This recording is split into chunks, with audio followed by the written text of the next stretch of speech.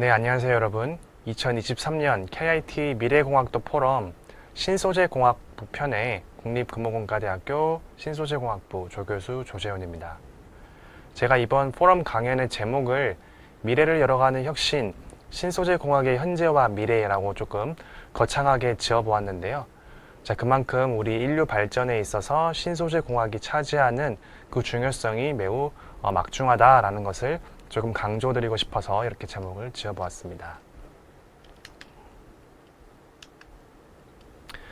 네, 이번 포럼에서 제가 소개해드릴 내용은 우선 신소재 공학이 무엇인지에 대해서 설명을 드리려고 합니다. 그래서 조금 자세히 살펴보면 신소재 공학의 정의와 그리고 여러분이 신소재 공학부에 만약에 입학을 했을 때 배우게 될 내용에 대해서 간략하게 소개를 해드리려고 해요. 자, 예를 들어서 소재의 분류라든지 아니면 신소재 공학의 중요한 세 가지 줄기인 공정, 미세구조, 특성에 대해서 조금 자세하게 알려드리도록 하겠습니다.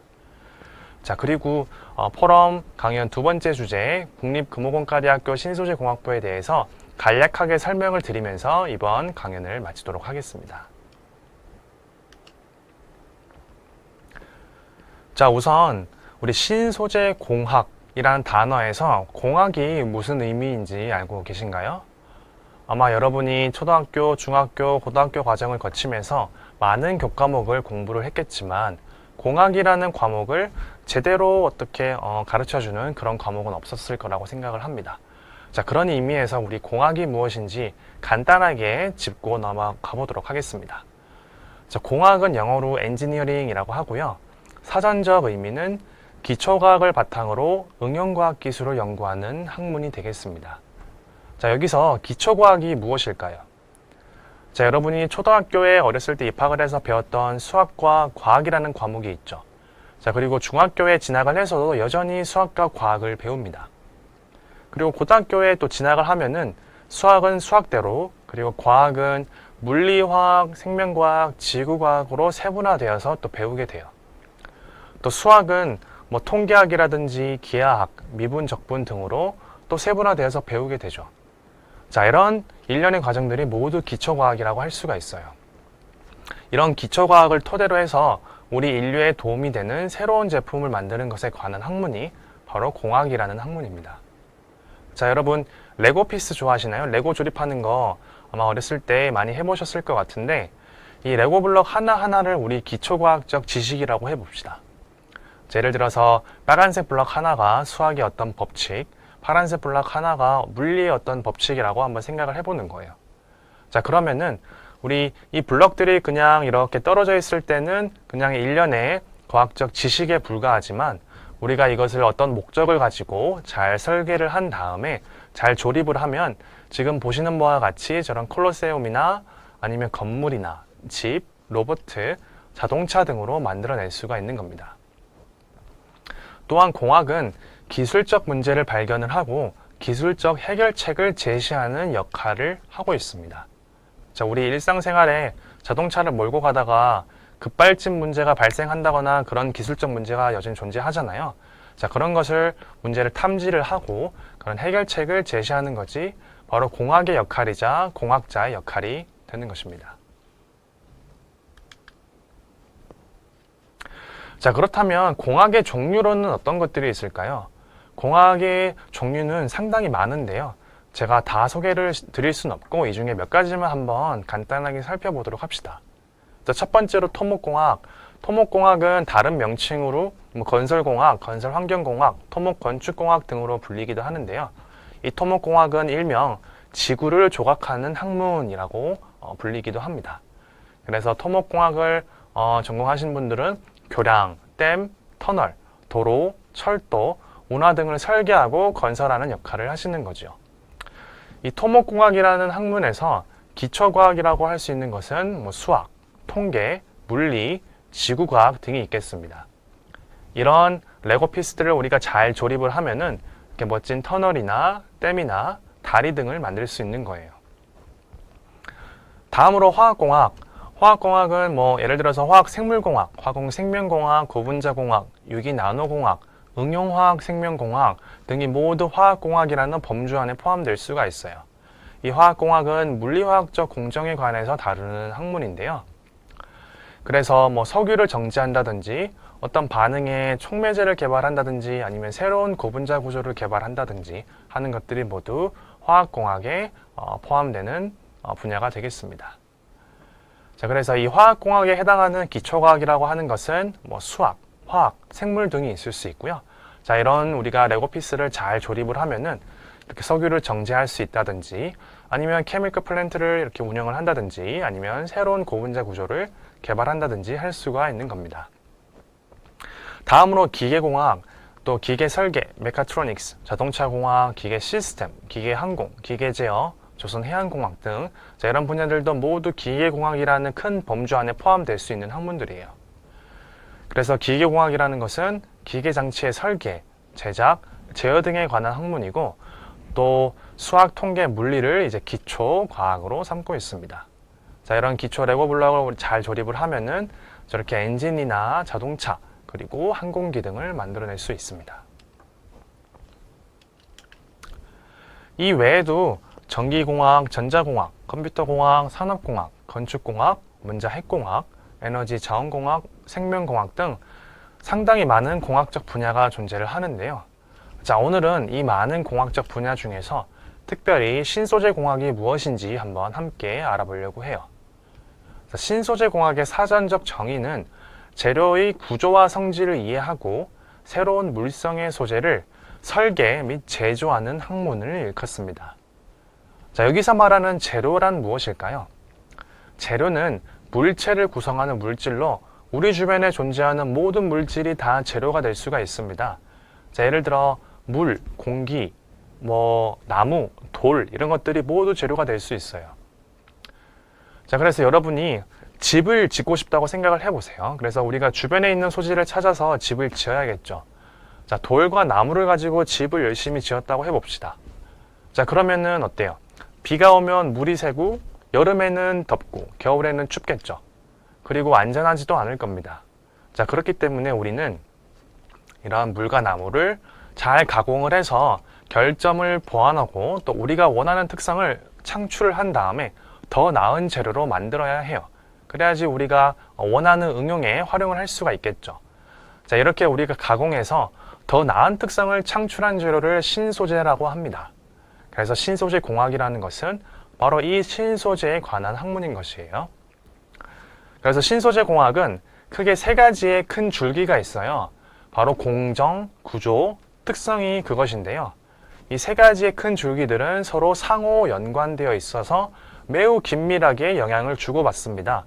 그래서 공정이 구조에 영향을 주고 구조가 특성에 영향을 줄 수 있고 또는 공정이 특성에 영향을 줄 수 있는 것이에요.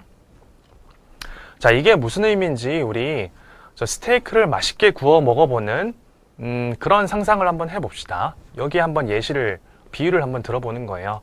자, 우리의 목표는 스테이크를 맛있게 구워 먹는 거예요. 자, 그러기 위해서는 일단은 소를 키워야겠죠. 자, 그래서 어린 소를 열심히 키워야 합니다. 어떤 들판에 키울지 아니면 일평남짓한 좁은 공간에 키울지 결정을 해야 돼요. 자, 그렇게 해서 성체가 된 소가 있으면 우리 그 성체가 된 소를 이제 도축을 해야겠죠. 자, 도축을 한 다음에 어떤 부위를 스테이크로 쓸지도 결정을 해야 됩니다. 자, 예를 들어서 안심을 쓸지 등심을 쓸지 갈비살을 쓸지 결정을 해야겠죠. 자, 그렇게 해서 우리가 생고기 하나를 얻어왔어요. 자, 그러면 그 다음은 시즈닝을 해야 됩니다. 소금을 뿌릴지 아니면 후추를 뿌릴지, 소금은 굵은 소금을 뿌릴지 얇은 소금을 뿌릴지 결정을 해야 됩니다. 자, 그리고 나서는 후라이팬에 구울지 그릴에 구울지, 불의 세기는 어떻게 할지, 강하게 할지 약하게 할지 아니면은 오래 구울지 짧게 구울지 이런 것들을 다 결정을 해야 돼요.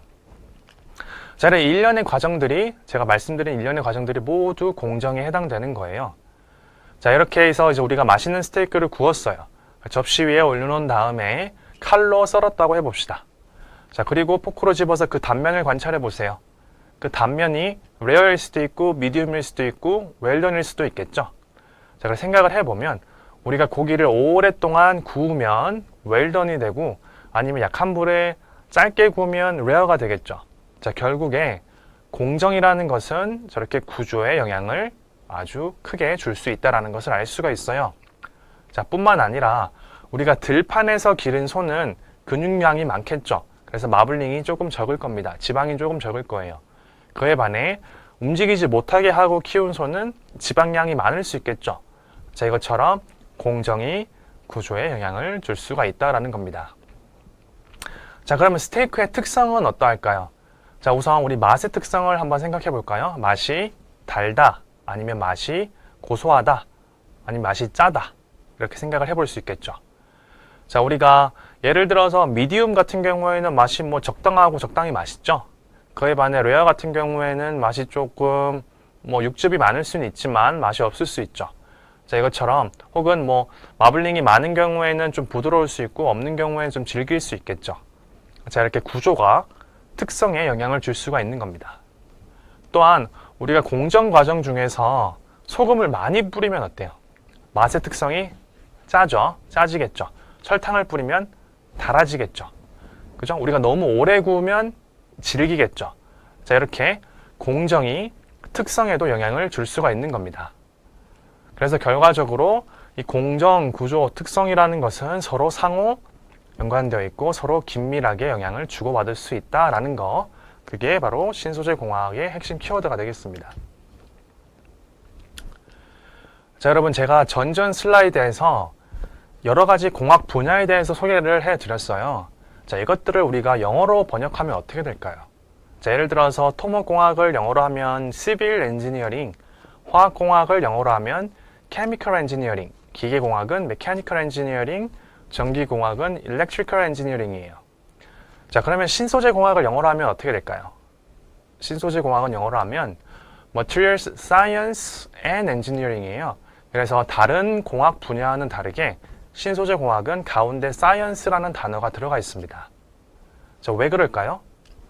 왜 그러냐면 신소재 공학이라는 분야는 Materials Science, 재료과학과 Materials Engineering, 재료공학이 합쳐진 학문이기 때문에 그렇습니다. 자, 그렇다면 재료과학은 무엇일까요? 자, 세 가지 줄기, 공정, 미세구조, 특성 중에 재료과학은 미세구조와 구조와 특성에 대해서 다루는 학문이에요. 자, 아까 스테이크를 예로 들면 뭐 미디움이 맛있더라, 아니면 마블링이 많으니까 부드럽더라 하는 것이 바로 재료과학인 것이에요. 이에 반해 재료공학, Materials Engineering은 공정과 특성에 대해서 연구하는 학문이에요. 자, 그래서 소금을 많이 뿌리니까 짜더라, 설탕을 뿌리니까 달더라 라고 하는 것이 바로 공정과 특성의 관계죠. 자, 이런 걸 연구하는 것이 바로 재료공학입니다. 그래서 신소재 공학이라고 하는 분야는 바로 이 재료공학과 공학을 합친 분야, 그래서 공정, 미세구조, 특성 세 가지 모두 다의 관계를 알아보는 것이 바로 신소재 공학이다 라는 것입니다. 자, 그래서 오른쪽 아래에 있는 그림을 한번 보시겠어요? 원의 가운데에 물리, 화학, 수학과 같은 기초과학이 들어가 있어요. 자, 그리고 원의 바깥쪽에는 기계공학, 화학공학, 토목공학, 전기공학과 같은 이런 공학 분야들이 들어가 있습니다. 자, 그렇다면 신소재 공학은 어디에 위치해 있을까요? 신소재 공학은 이 기초과학과 그리고 외곽의 공학 분야 사이에 위치해 있어요. 자, 그래서 다른 말로 신소재 공학은 기초과학과 공학 사이에 가교 역할을 하는 학문이다, 징검다리 역할을 하는 학문이다 라고 할 수가 있습니다. 자, 그래서 여러분이 공부를 하시다가 나는 기초과학도 재밌고 공학도 한번 배워보고 싶다 하시면은 이 신소재 공학이라는 학문이 신소재 공학부가 여러분께 맞는 선택지일 수도 있습니다. 자, 그래서 우리가 배운 공정, 구조, 특성이라는 세 가지 꼭지가 있죠. 자, 여기에 우리 하나의 꼭지점을 더 추가한다고 생각을 해봅시다. 자, 하나의 꼭지점을 더 추가하면 그 꼭지점은 바로 가성비가 될 수가 있어요. 자, 예를 들어서 우리가 어떤 응용이 있는데 매우 단단한 물질이 필요한 응용이에요. 자, 그런 경우에는 지구상에서 가장 단단한 물질인 다이아몬드를 그냥 쓰면 되겠죠.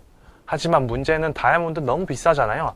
자, 그렇기 때문에 다이아몬드를 대체할 수 있는 다른 물질을 찾아서 우리가 그 응용에 활용을 하게 되겠죠. 자, 이렇게 우리가 구조, 공정, 특성뿐만 아니라 결국에는 성능 혹은 가성비라는 덕목까지 고려를 해야 하는 것이 바로 신소재 공학이다 라고 할 수가 있습니다. 자, 오른쪽 위에 보시면 저렇게 멋진 그림이 나와 있죠. 자, 이 그림은 동그라미 하나하나가 다 원자예요, 원자. 그래서 이 원자가 어떻게 배치가 되어 있나 라는 것이 바로 구조, 즉 미세 구조입니다. 그래서 이 원자들이 어떻게 배치되어 있나, 아니면 사이에 어떤 결함들은 없나, 아니면 다른 누군가가 와서 대체를 하고 있는 것은 아닌가 하는 것들, 이런 것들을 우리가 사실 다 튜닝을 할 수가 있어요. 우리 신소재 공학을 하는 사람들은 어떤 일련의 공정 과정을 통해서 우리가 원하는 미세 구조를 얻습니다. 원하는 형태의 원자 배치를 얻고 원하는 불순물을 집어넣을 수가 있어요. 자, 그러면 이렇게 미세 구조가 달라지면 특성 또한 영향을 매우 많이 받게 됩니다. 자, 그래서 우리가 미세 구조를 잘 튜닝을 하면은 저렇게 반도체로 활용을 할 수가 있고, 또 잘 튜닝을 하면 배터리 재료로 활용할 수가 있고, 또는 전기자동차의 부품 혹은 항공기의 부품으로도 활용할 수가 있는 겁니다. 자, 그래서 다시 한번 이 공정과 구조와 특성은 이렇게 상호 연관되어 있다라는 것을 우리가 알 수가 있어요.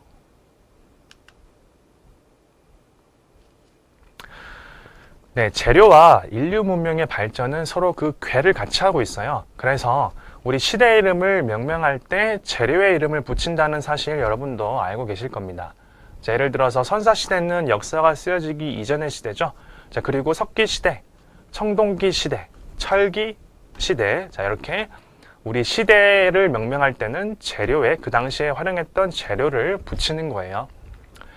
자, 여러분이 아마 중학교, 고등학교쯤 돼서 이제 과학 공부를 하다 보면 지각 중에 가장 많은 원소에 대해서 배우게 될 겁니다. 저도 오시알페카나크마 이렇게 해서 외웠던 기억이 나는데요. 그래서 우리 선조들은 이런 지각 중에 존재하는 이런 원소들, 이런 천연 소재들을 활용해서 살아왔어요. 예를 들어 석재나 목재, 짐승 가죽이나 뼈와 같은 것들을 활용을 했습니다. 자, 그러다가 우리 인류가 조금 발전을 해서 그것들을 예를 들어 돌을 부신다거나 간다든지 해서 가공을 할 수 있게 됐어요. 재료를 가공해서 우리가 원하는 목적에 맞게 활용할 수 있게 됐습니다. 자, 그 시기가 석기시대였고, 또한 돌들에서 우리가 금속을 추출해서 이제 금속을 제대로 활용할 수 있게 된 시기, 청동기 철기 시대가 되겠습니다. 현재까지도 우리는 지각 주변에서 천연 소재를 얻은 다음에 가공해서 우리가 원하는 응용 분야에 활용을 하고 있습니다. 자, 그렇다면 여러분, 우리는 현재 무슨 시대에 살고 있다고 생각을 하시나요? 한번 3초 정도 생각을 해보세요. 네, 그래서 혹자는 우리는 지금도 철기 시대에 살고 있다라고 말씀하시는 분이 계세요. 저도 동의하는 바입니다. 자, 여러분, 길거리를 지나다가 주변을 보면 금속들이 활용된 곳이 보이시죠? 그 금속들은 대부분 철이에요. 그만큼 우리는 철을 많이 사용하고 있어요, 아직까지도. 그래서 우리는 철기 시대에 살고 있다라는 말, 저도 동의를 합니다. 또한 다른 분들은 아니다, 우리는 실리콘 시대에 살고 있다라고 하시는 분들도 계세요. 그래서 우리가 사용하는 전자제품은 이제는 우리 일상에서 뗄래야 뗄 수 없는 관계를 우리와 형성하고 있죠. 자, 그 전자제품 내에 들어가 있는 전자 부품들은 모두 실리콘으로 만들어져 있어요. 자, 그래서 우리는 실리콘 시대에 살고 있다라고 말씀하시는 것도 또 일리가 있습니다. 여러분은 우리가 무슨 시대에 살고 있다고 생각하시나요? 네, 여기서부터는 여러분이 신소재 공학부에 입학했을 때 배우게 될 내용을 조금 압축해서 좀 보여드리려고 해요. 자, 이를 위해서는 우리가 재료를 어떻게 분류할 수 있는지부터 한번 알아보도록 합시다. 우선 우리는 재료를 구성 성분에 따라 보통은 분류를 합니다. 이게 가장 대표적인 재료의 분류 방법이에요. 그래서 금속, 세라믹, 고분자, 복합 재료로 분류를 해요. 그래서 금속은 여러분이 이제 주변에서 쉽게 볼 수 있는 철, 알루미늄, 구리 이런 것들이 금속 재료고요. 세라믹 재료 같은 경우에는 접시나 컵처럼 떨어뜨리면 깨지기 쉬운 그런 재료라고 생각하시면 쉽습니다. 혹은 유리 같은 것들이요. 고분자 재료는 어떤 플라스틱 재료라고 생각하시면 쉽고, 복합 재료는 다른 종류의 재료를 2개 이상 우리가 혼합했을 때 만들어지는 재료라고 생각하시면 되겠습니다. 자, 다음으로 우리 응용에 따라서도 재료를 분류하기도 합니다. 그래서 구조재료라는 것은 어떤 구조체의 구성 성분이 되는 그런 물질, 구조재료. 그 다음 전자재료, 전자 부품에 들어가는 전자재료, 에너지 재료. 자, 예를 들어서 배터리에 들어갈 수 있는 재료들.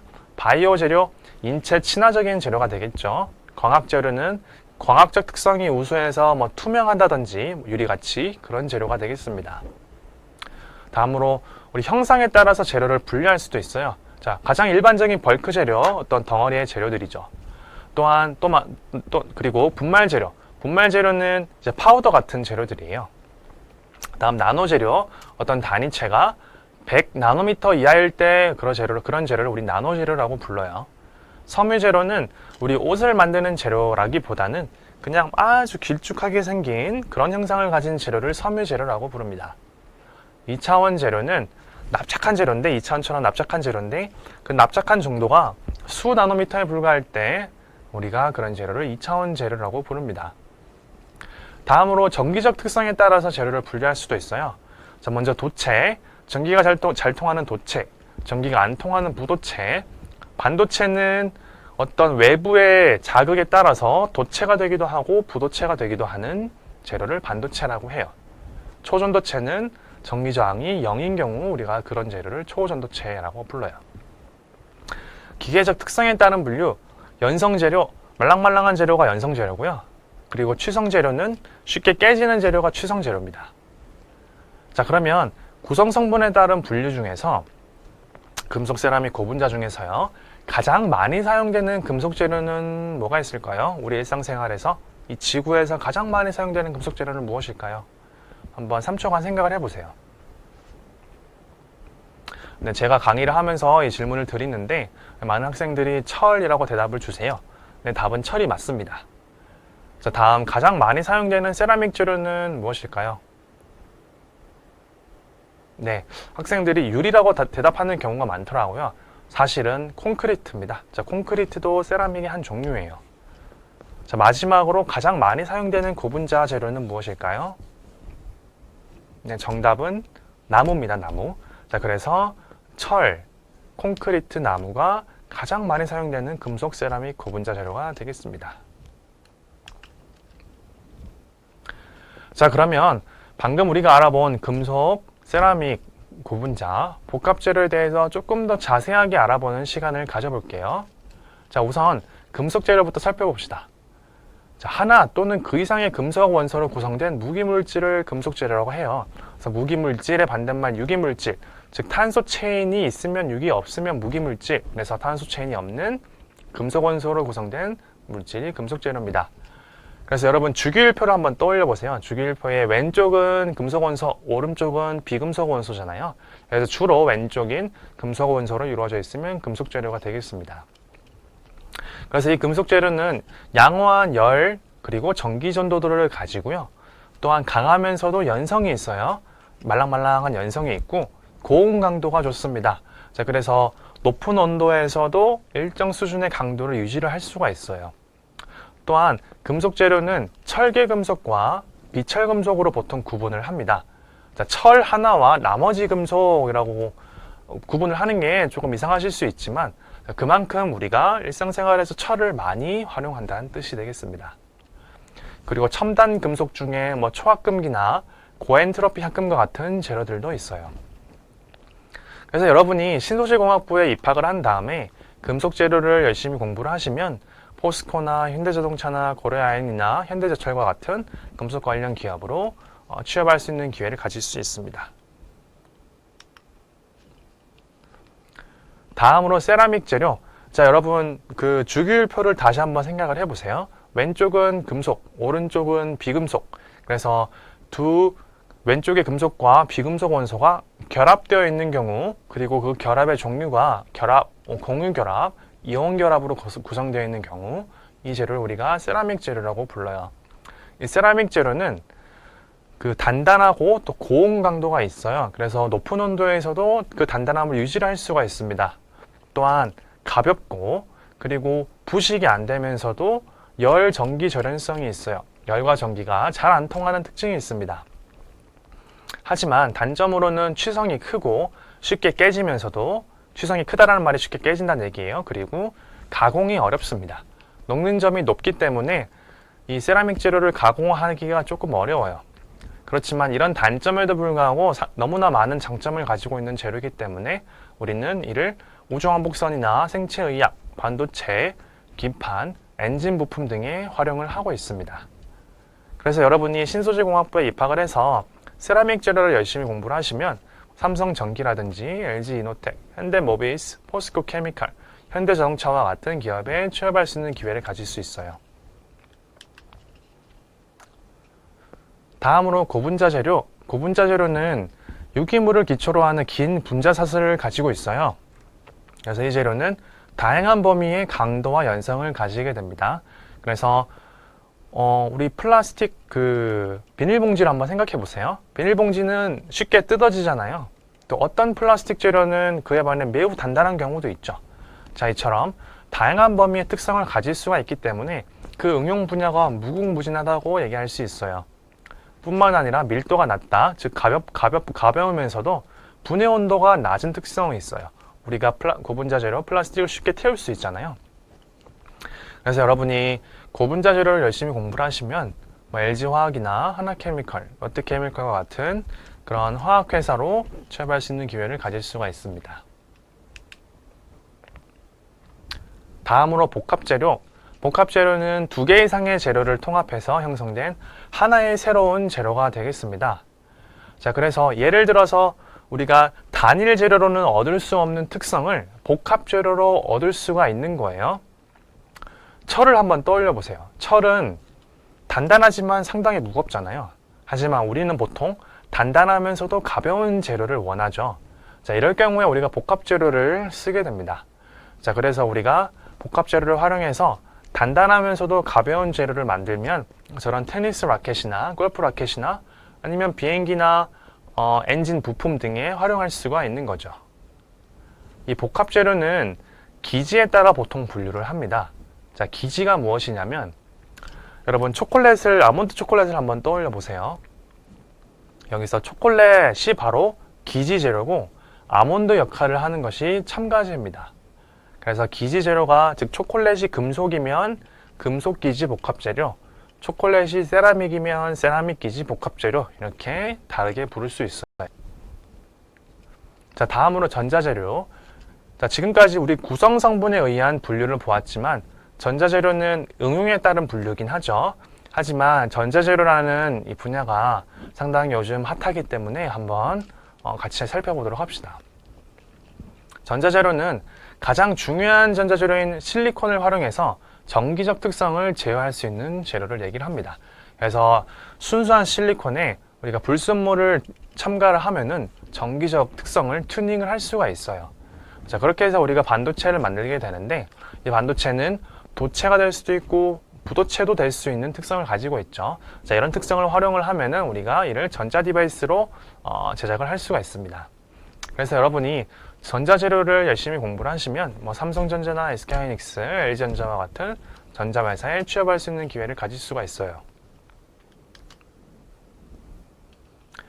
네, 제가 이전에 신소재공학부 정의 소개해드리면서 3가지 중요한 줄기가 있는데 그것들은 공정 미세구조 특성이다 라고 소개를 드렸었죠. 자, 이 3가지 줄기에 대해서 조금 더 자세하게 알아보는 시간을 가져봅시다. 자, 우선 가장 먼저 공정. 공정은 원료 물질을 유용한 제품으로 가공하는 과정을 얘기를 해요. 공정도 상당히 많은 종류의 공정이 있지만 우리 몇 가지만 한번 같이 살펴봐요. 우선 주조. 자, 여러분이 포스코라는 제철 회사에 견학을 간다고 생각을 해보세요. 그러면 어떤 이미지가 떠오르시나요? 자, 아무래도 큰 용광로 안에 철물이 펄펄펄 끓고 있고 자, 이 철물을 부어서 원하는 형상으로 만드는 그런 과정이 떠오르시죠? 자, 그것이 바로 주조입니다. 그래서 주조는 금속을 녹는 전보다 높은 온도로 가열해서 액체로 만든 다음에 굳힘으로써 원하는 형상을 만드는 방법을 얘기를 해요. 그래서 금속을 녹여야 되기 때문에 높은 재료는 사용하기가 힘든 방식이 되겠죠. 그래서 녹는 점이 높은 재료, 예를 들어 세라믹이나 고융점 금속과 같은 재료는 보통 소결이라는 기법을 활용을 합니다. 소결은 분말 입자들을 녹는 점 이하의 온도로 가열해서 침유라든 덩어리를 만드는 과정을 얘기를 해요. 자, 그래서 여러분이 도자기를 빚는다고 생각을 해보세요. 도자기를 이렇게 열심히 우리가 원하는 형태로 빚은 다음에 이 굽게 되잖아요. 그 굽는 과정이 바로 소결이라는 과정입니다. 다음으로 증착이라는 공정이 있는데요. 증착은 주로 반도체 제조를 위해서 사용이 되고 기판 위에 원하는 원자 단위의 물질을 얇은 두께로 입히는 과정이 되겠습니다. 그래서 증착은 화학적 증착, 물리적 증착으로 구분을 할 수가 있어요. 다음으로 적층제조. 적층제조는 우리가 흔히 3D 프린팅이라고 얘기를 하는데요. 이 3D 프린팅은 우리가 원하는 모양을 얻기 위해서 재료를 레이어별로 3차원적으로 천천히 쌓아 올리는 기법을 얘기를 합니다. 자, 그래서 이 3D 프린팅 기술도 상당히 종류가 많은데요. 예를 들어 금속을 3D 프린팅 할 수 있는 기술이 있고 세라믹을 위한 3D 프린팅 기술도 있고요. 그리고 고분자들을 위한 3D 프린팅 기술도 있습니다. 종류가 다양해요.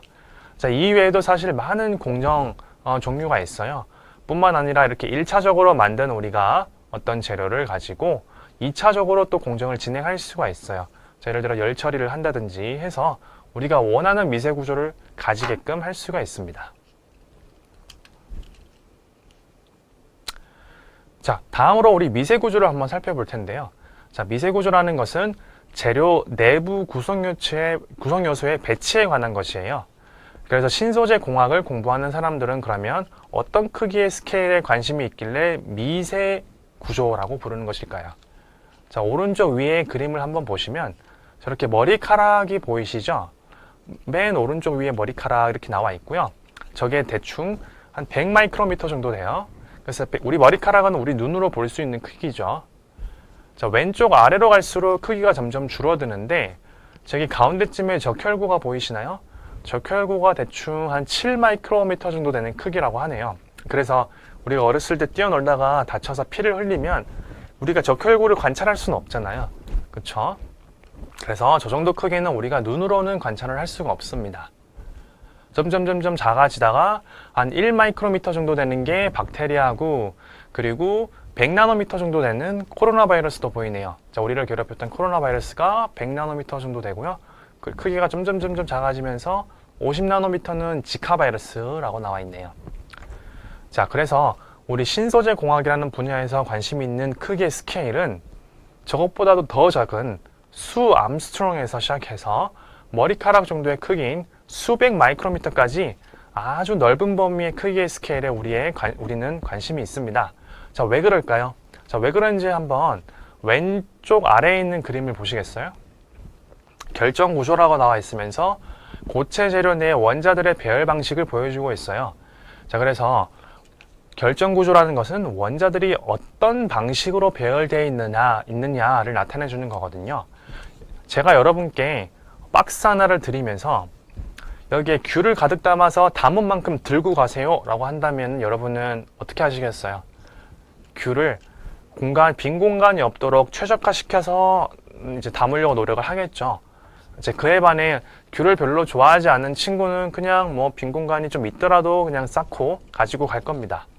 자, 이렇게 어떤 원자들은 빈 공간이 최소화되도록 이제 배열을 하는 경우가 있고, 어떤 원자들은 빈 공간이 조금 있지만 그렇게 배열을 하는 경우도 있어요.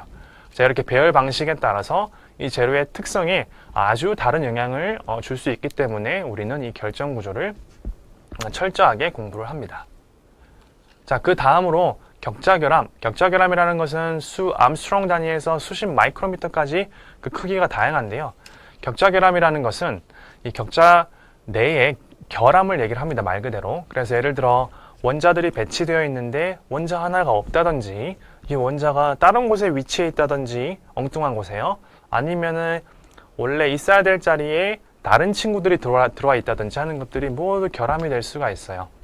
그래서 이 격자 결함에 따라서 이 재료의 특성이 또 180도 달라지게 돼요. 그래서 신소재 공학을 공부하는 사람들은 이 격자 결함을 튜닝을 할 수가 있습니다. 이 공정이라는 과정을 이용을 해서 어떤 결함은 많게, 어떤 결함은 작게 할 수가 있어요. 자, 그렇게 함으로써 우리가 원하는 특성을 끌어내는 것이죠.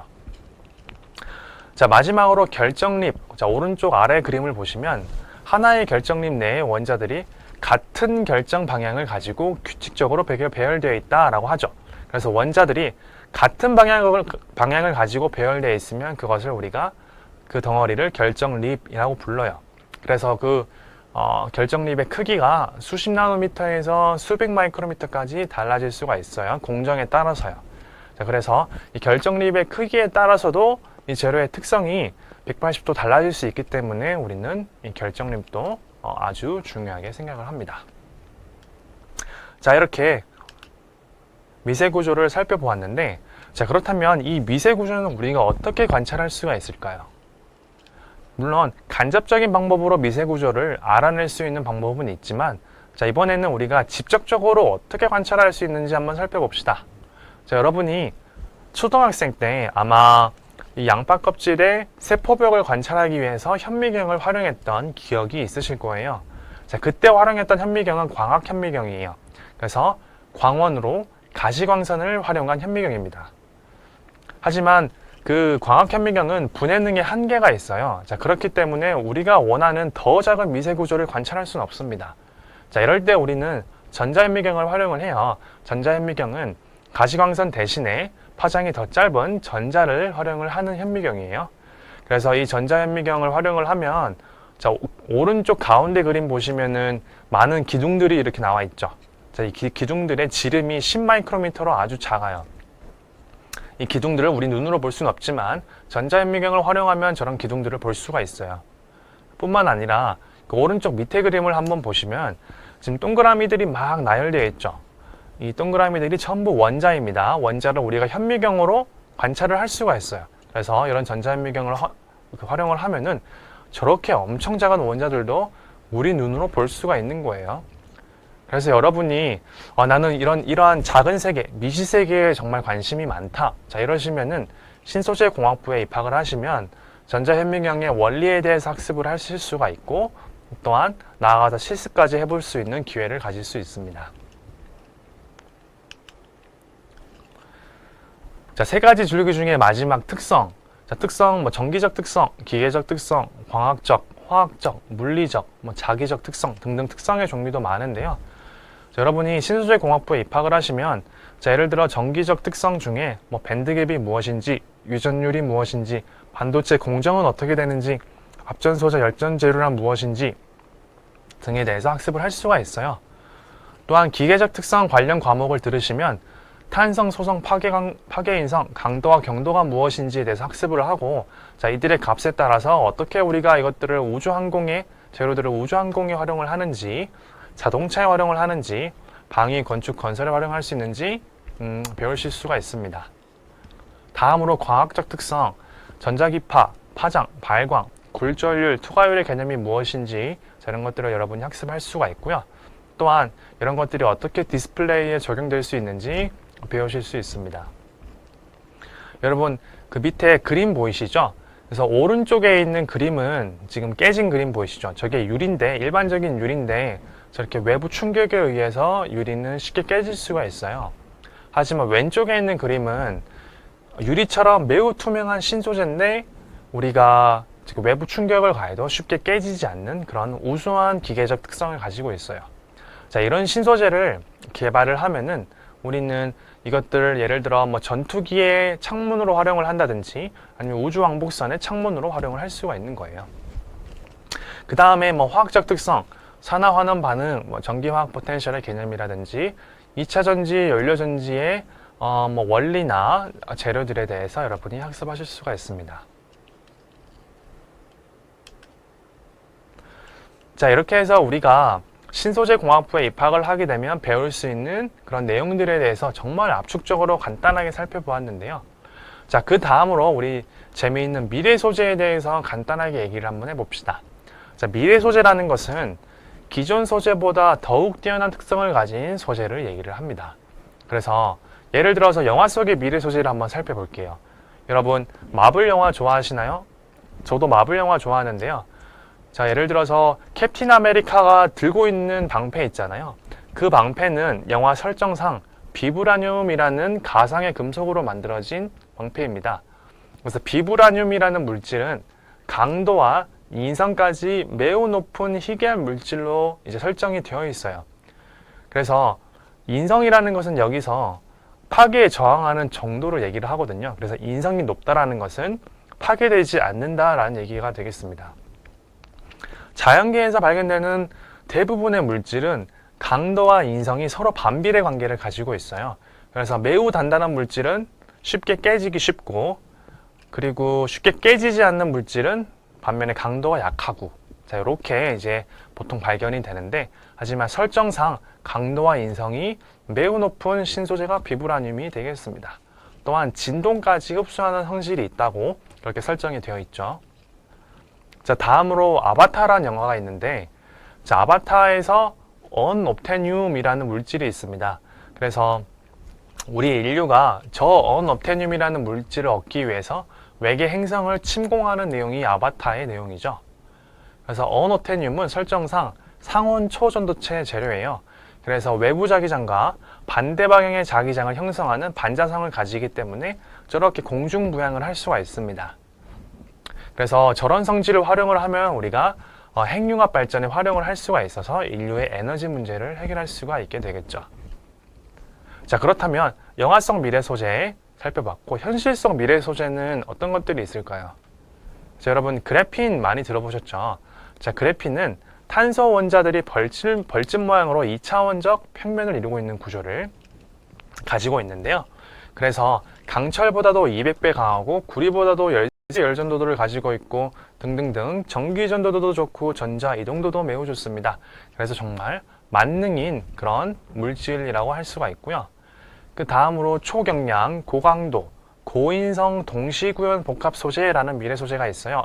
자, 이것은 초경량, 매우 가벼우면서도 고강도, 단단하면서도 고인성, 파괴되지 않는 그런 복합 재료를 얘기를 합니다. 이 그림이 잘 보이시나요? 그림 보시면 왼쪽은 이제 저 기둥처럼 생긴 재료가 세라믹 재료예요. 그래서 세라믹 재료를 저렇게 압축을 하였더니, 자, 접시처럼 깨지는 것이 아니고 금속처럼 저렇게 압축되는 것을 볼 수가 있죠. 자, 이런 재료를 우리가 더 발전시키면은 우주 항공 분야에 활용할 수 있는 초경량, 고강도, 고인성, 동시구현 소재를 개발을 할 수가 있습니다. 자, 다음으로 메타물질이라는 물질이 있어요.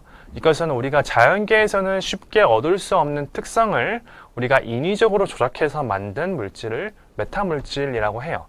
자, 예를 들어서 빛의 음해굴전류를 가지는 물질을 우리가 미세구조를 잘 조작을 하면 만들어낼 수가 있습니다. 자, 이렇게 음해굴전류를 가진 메타물질을 만들면 우리가 이것을 투명 망토나 이런 곳에 활용을 할 수가 있고요. 또한 음해포화 성비를 가지는 메타물질이 존재합니다. 우리가 미세구조를 조작하면 만들어낼 수가 있어요. 자, 그래서 이게 무슨 의미냐면, 우리가 어떤 재료를 위아래로 압축을 한다고 생각을 해보세요. 자, 압축을 하면은 양옆으로는 길이가 늘어나는 게 정상이잖아요. 그죠? 이게 양의 포화 성비예요. 근데 음의 포화 성비는 우리가 어떤 재료를 압축을 하면 옆으로도 길이가 줄어드는 재료가 있습니다. 우리가 인위적으로 만들어낼 수 있어요. 자, 이게 음의 포화 성비를 가진 재료가 되겠습니다. 자, 이런 재료를 우리가 만들어내면 의학 분야에 적극적으로 활용을 할 수가 있어요. 네, 이렇게 해서 우리가 긴 시간 동안 신소재 공학이 무엇인지, 그리고 여러분이 신소재 공학부에서 무엇을 배울 수 있는지 살펴보았고요. 자, 다음으로 국립금호공과대학교 신소재공학부가 어떤 곳인지 간단하게 살펴보도록 하겠습니다.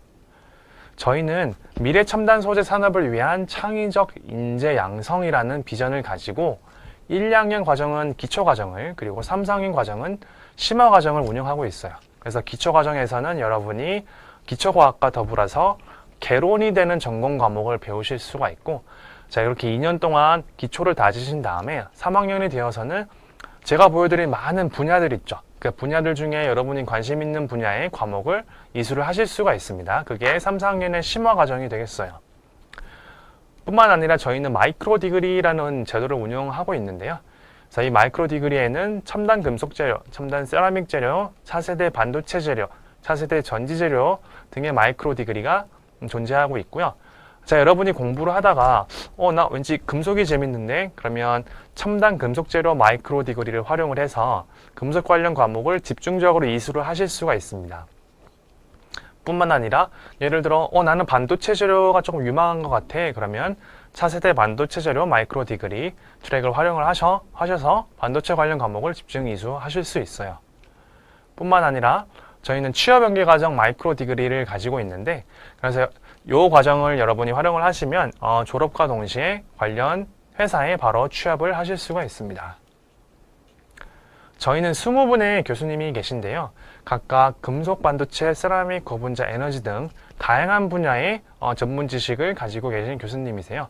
그래서 여러분이 어떤 분야에 관심이 있든 전문가분이 항상 존재하시고, 또한 이 20분의 교수님들이 모두 열성적으로 교육활동, 연구활동을 하고 계십니다. 그래서 국립금호공과대학교 신소재공학부를 졸업한 졸업생들은 이제 많이들 산업계 엔지니어로 진출을 하는데요. 반도체 기업이나 에너지 기업, 금속 기업, 세라믹 기업, 화학 관련 기업에 진출을 해서 일꾼으로, 사회 일꾼으로 열심히 사회 발전을 위해 노력하고 있습니다. 또한 일부는 정부 출연연구소나 지자체 출연연구소, 학교나 기업 연구원의 연구원으로서 또 열심히 연구활동을 하고 있습니다. 네, 이렇게 해서 우리 2023 KIT 미래공학도 포럼 신소재공학부 편 함께 살펴보았는데요. 자, 여러분이 신소재공학이라는 학문이 어떤 학문인지 조금 얻어가는 게 있는 그런 시간이 되었으면 좋겠고요. 네, 이렇게 해서 1시간 남짓한 시간 동안 여러분 저희 이번 강연에 집중해 주셔서 감사드립니다. 그래서 여기서 이번 포럼을 마치도록 하겠습니다. 감사합니다.